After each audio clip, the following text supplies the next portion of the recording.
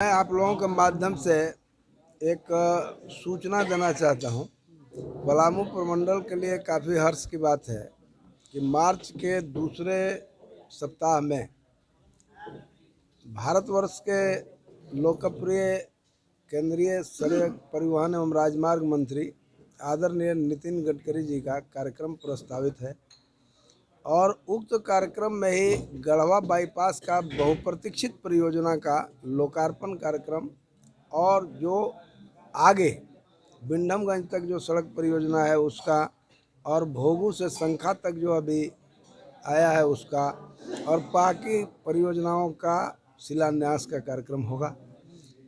आज हमारा गढ़वा आने का जो प्रमुख कार्यक्रम था उसमें है कि जो बहुप्रतीक्षित गढ़वा की आम जनता के लिए परियोजना गढ़वा बाईपास है उसमें दो जगह काफ़ी बाधा है।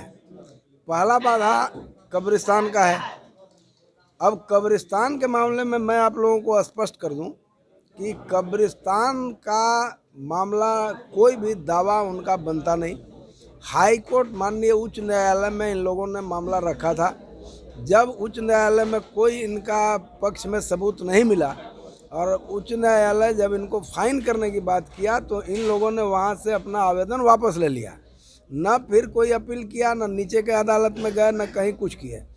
फिर हमारा मुख्यालय जो सड़क परिवहन राजमार्ग मंत्रालय का था वहाँ से भी इनका सारा आवेदन खारिज हो गया।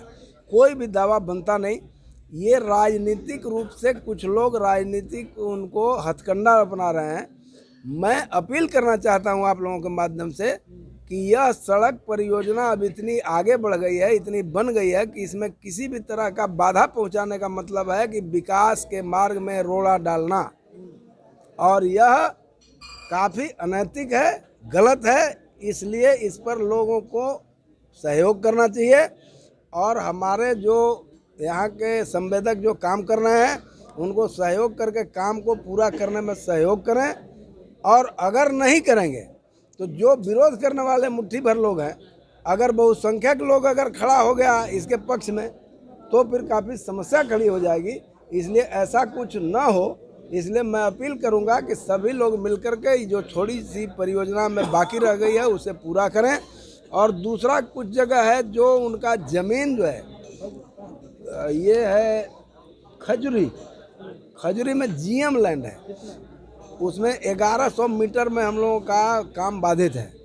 तो उसमें क्या है कि जीएम लैंड का लिए भी हम लोग मकान या स्ट्रक्चर जो है उसका हम लोग देते हैं। तो हमने कहा है जिला प्रशासन से कि जिसका वाजिब जो बनता है आप लोग दावा करो, अगर छूट गया तो वो मिलेगा।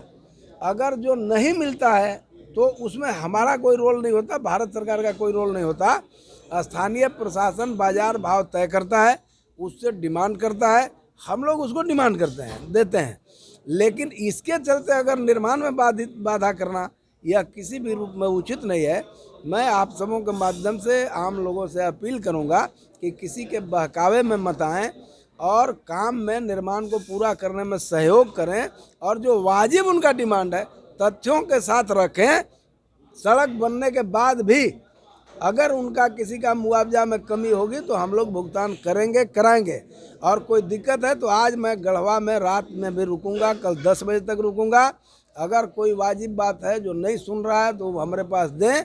मैं आप लोगों के माध्यम से ये वादा करता हूँ, वचन देता हूँ कि आम जनता के साथ कोई भी अन्याय नहीं होगा, लेकिन अनावश्यक किसी भी तरह का विवाद डाल करके निर्माण में बाधा पहुँचाने वालों को भी बख्शा नहीं जाएगा। अनराज के लिए घाटी के लिए फॉरेस्ट क्लियरेंस के चक्कर में परेशान है हम लोग। नेशनल हाईवे अथॉरिटी डिपार्टमेंट ने, मंत्रालय ने 3 बार सड़क अप्रूवल ही नहीं किया बल्कि टेंडर कर दिया, डिसाइड कर दिया। मैं भी अगली बार आया था तो डीएफओ 5 दिन का टाइम लिया था, लेकिन अभी तक एनओसी नहीं दिया। और इसके चलते इस दुर्घटना का कारण फॉरेस्ट विभाग पूर्णतः है, जिम्मेवार है। मुझे लगता है कि दुख के साथ कहना पड़ रहा है कि अगर यही हालत रही तो अगली बार हो सकता है कि आम जनता के सहयोग से हम लोग को जबरदस्ती वो रोड पूरा करना पड़ेगा। हमने तो अगले बार भी कहा था, अभी मैं 1 आध महीना का अभी दूंगा नहीं, अगर करेंगे तो बॉस के आने के बाद, क्योंकि बॉस का कार्यक्रम है हमारे गडकरी साहब का, गडकरी साहब का कार्यक्रम खत्म होगा, उसके बाद आम जनता के सहयोग से हम लोग खुद भर करके पूरा करेंगे, दूसरा कोई रास्ता नहीं बचेगा। निश्चित करना ही पड़ेगा। अब आम जनता रोज मर रही है, अगर कोई भी आजा, वहाँ जंगल है भी नहीं, मजा देखिए, केवल जमीन है, केवल पहाड़ है, पठार है, जंगल इनका कहीं नहीं बचा है। लेकिन इनको अब पता नहीं क्या दर्द है देने में। अगले बार भी 5 दिन का टाइम लिए थे, नहीं करेंगे तो अभी भी टेंडर हो चुका है, काम शुरू नहीं हो रहा है, इसीलिए कि एनओसी नहीं कर रहा है। जो 2 दिन पहले आप देखे तो जो आप ही की पार्टी के पूर्व विधायक जो थे वो जा करके और जो भी लोग प्रदर्शन कर रहे हैं उनके साथ खड़े हो रहे हैं और वो बोल रहे हैं कि संविधान में प्रावधान है कि मंदिर और मस्जिद को हटाया जा सकता है लेकिन कब्रिस्तान को नहीं हटाया जा सकता। आप देखिए कौन पूर्व विधायक है, कौन नेता है, मुझे नहीं पता। मैं जानता हूं कि राजनीतिक दल के लोग अपने स्वार्थ में ये करते हैं, उन्हें पता नहीं है कब्रिस्तान ही नहीं। अब जा करके जम्मू कश्मीर में देखें ये कब्रिस्तान कैसे है। पहले तो गलत बोल रहा है, अगर कब्रिस्तान तो उनका दावा हाईकोर्ट में क्यों नहीं टिका। जहां भी घेर लेंगे वो कब्रिस्तान हो जाएगा क्या। इसलिए ऐसे लोगों को होश में आना चाहिए जो इस तरह से भड़काऊ बात करते हैं। दूसरे अगर पक्ष के लोग इसी बात पर अड़ गए कि हमारा कलबुद्ध फिर क्यों टूटेगा, तो कहाँ सड़क बनेगी, ये संभव नहीं है। इसलिए ऐसे लोगों को अपनी राजनीति अपने हद में करना चाहिए। यह विकास का मामला है, विकास से बड़ा कब्रिस्तान नहीं हो सकता, मंदिर मस्जिद नहीं हो सकता।